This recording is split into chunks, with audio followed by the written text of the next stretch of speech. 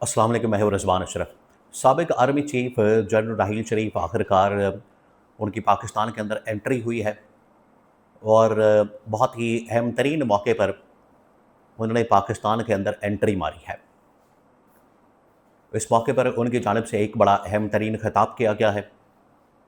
उस खिताब के अंदर क्या बातें की गई, इसके बारे में बहुत अहम तरीन मालूमात मेरे पास मौजूद है, वो आपके साथ में शेयर करता हूँ। नंबर 2, दूसरी जो बहुत बड़ी खबर है कि उन्होंने आके यहाँ पर कुछ सहाफ़ियों के साथ भी मुलाकात की है, उनके साथ भी इंटरेक्शन किया है।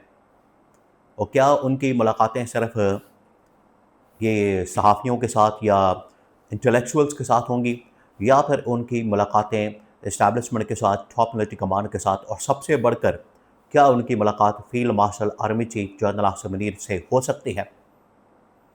अगर उनकी ये मुलाकात होती है तो उसके अंदर कौन से मामलात डिस्कस किए जा सकते हैं, उसके अंदर कौन सी चीज़ें डिस्कस की जा सकती हैं, इसके बारे में बहुत अहम तरीन मालूमात मेरे पास मौजूद है, वो आपके साथ में शेयर करता हूँ। देखिए, काफ़ी दिनों से ही मैं बात कर रहा था कि ना सिर्फ पाकिस्तान के अंदर इस वक्त प्रेशर मौजूद है इस हुकूमत के ऊपर, गवर्नमेंट के ऊपर और इस्टेब्लिशमेंट के ऊपर। जो हालात बन चुके हैं, जिस तरीके से अवामी रद्द अमल सामने आ रहा है, जिस तरीके से इदारों की जानिब से रद्द अमल सामने आ रहा है, उसके बाद यहाँ पर बहुत ज़्यादा प्रेशर बिल्डअप हो रहा है। और ये प्रेशर अब सिर्फ पाकिस्तान की हद तक नहीं है, बल्कि आलमी ताकतों की जानिब से, जिसमें अभी कल मैंने आपको बताया था कि यूरोपीय यूनियन, जिसका मतलब है कि 27 यूरोपियन ताकतों की जानिब से पाकिस्तान को कन्वे किया गया पैगाम। उसके अंदर यह कहा गया कि इस गैर आइनी, गैर कानूनी सेटअप को तस्लीम नहीं किया जा सकता। और इन्होंने ये जो इक़दामात किए, 26वीं तरमीम, 27वीं तरमीम, पॉलिटिकल विक्टिमाइजेशन, इमरान खान के ख़िलाफ़ मुकदमात, केसेस और इन्हें पाबंद सलासल करना, ये तमाम चीज़ें, इसके ऊपर यूरोपीय यूनियन की जानिब से सख्त तरीन तनकीद की गई। वो ना सिर्फ जो यूरोपियन ताकतें हैं, बल्कि अरब ममालिक, और अरब ममालिक में भी लीडिंग मुल्क सऊदी अरब, और उसमें भी मोहम्मद बिन सलमान की जानिब से अक्सर पाकिस्तान को ये पैगाम किया गया, पैगाम कन्वे किया गया।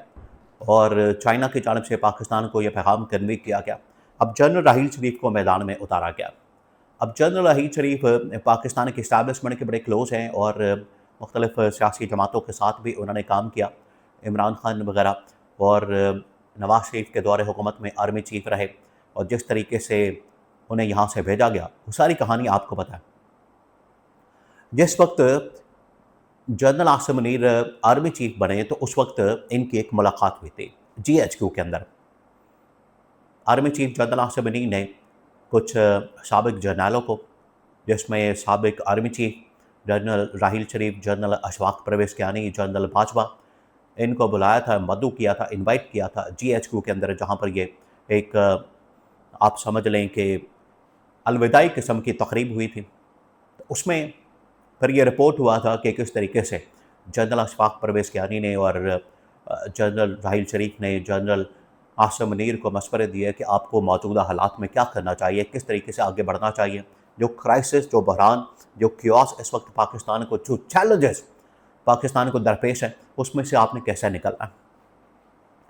और लगता है कि एक बार फिर से अब उन्हें मैदान में उतारा गया है, और एक बार फिर से उनको इसी मकसद के लिए मैदान में लाया गया है, ताकि वो मौजूदा जो टॉप मिलिट्री कमांड है उनको कुछ मशवरे दे सकें। ना सिर्फ जो रीजनल सूरत हाल है, अफ़गानिस्तान के साथ मामलात, इंडिया के साथ मामलात, बल्कि जो इंटरनेशनल सिचुएशन है, इसमें ईरान अमेरिका जंग और उसके जो इम्पैक्ट के मतलब अरब ममालिक के ऊपर और दुनिया के ऊपर, उसके बारे में आगाह कर सकें।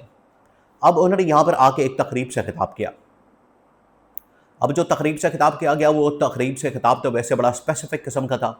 उसमें एक बुक लॉन्चिंग थी, उसकी तकरीब थी। उसके अंदर उन्होंने पाकिस्तान की सिक्योरिटी या सिक्योरिटी पैराडाइम के ऊपर तफसील से बात की, हाईलाइट किया, उसके पर रोशनी डाली। उसके अंदर 2-3 पॉइंट्स बड़े अहम तरीन उन्होंने बयान किए। उन्होंने कहा कि अब सिक्योरिटी पैराडाइम या ये जो सिक्योरिटी ऑपरेटर्स हैं, یہ صرف اب جنگ کی حد تک، لڑائی کی حد تک، ویپنز کی حد تک، ہتھیاروں کی حد تک، سرحدوں کی حفاظت کی حد تک نہیں ہے. اب یہ معاملات بہت زیادہ آگے جا چکے ہیں. اب آپ نے اپنی اکنامک سیکیورٹی بھی میک شور کرنی ہے. اب آپ نے سائبر سیکیورٹی بھی میک شور کرنی ہے. اب آپ نے اپنی جو نظریاتی سیکیورٹی اس کو بھی میک شور کرنا ہے. اب جو ڈیجیٹل سوشل میڈیا اور 5th جنریشن کی وارفیئر ہے اس کے اوپر بھی آپ نے مقابلہ کرنا ہے. تو یہ تمام پوائنٹس ان کی جانب سے بتائے گئے. اس کا کیا مطلب ہے؟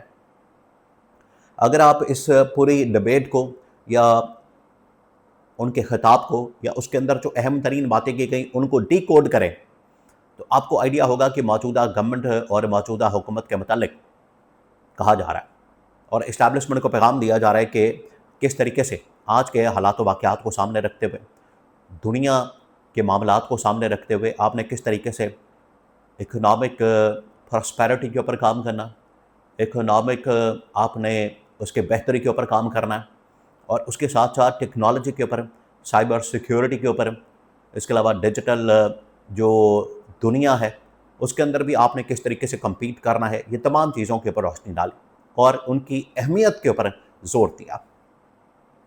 تو یہ بڑی اہم ترین ایک خطاب، اہم ترین باتیں ان کی جانب سے کی گئیں پاکستان کے موجودہ حالات و واقعات کو سامنے رکھتے ہوئے، اور لگتا ہے کہ انہیں ایک پیغام دے کے بھیجا گیا، ایک میسج کے ساتھ بھیجا گیا پاکستان کے متعلق، اسٹیبلشمنٹ کے متعلق، حکومت کے متعلق، اور سب سے بڑھ کر عمران خان کے متعلق.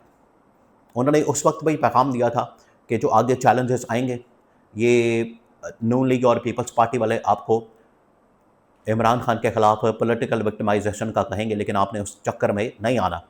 اس وقت بھی پیغام دیا گیا تھا اور ابھی بھی یہ پیغام دیا گیا ہے. ابھی بھی پیغام بڑا کلیئر ہے. ابھی بھی ان کی جانب سے جو میسج دیا گیا ہے وہ بڑا کلیئر ہے کہ یہ جو اس وقت پولیٹیکل وکٹمائزیشن کا جو ماحول بنایا گیا ہے، اس وقت پاکستان کے اندر جو ایک انتقامی کارروائی اور پاکستان کے اندر جو اس وقت سیاسی جماعتوں کے خلاف، سیاسی مخالفین کے خلاف جو یہ سب کچھ کیا جا رہا ہے، یہ الٹا ملک کو نقصان پہنچا رہا ہے، عوام کو نقصان پہنچا رہا ہے، ریاست کو نقصان پہنچا رہا ہے، اداروں کو، اسٹیبلشمنٹ کو نقصان پہنچا رہا ہے. تو یہ پالیسی ترک کرنے کی ضرورت ہے اور وہ چیلنجز جو انہوں نے بیان کیے اس کے اوپر توجہ دینے کی ضرورت ہے. یہ ان کی جانب سے اصل پیغام دیا گیا، میسج دیا گیا کہ آپ نے کس طریقے سے ان معاملات کے اوپر فوکس کرنا ہے جو آج کے چیلنجز ہیں، نہ کہ عمران خان مخالفین اور پی ٹی آئی کے متعلق آپ نے درد سر ان کا لینا ہے.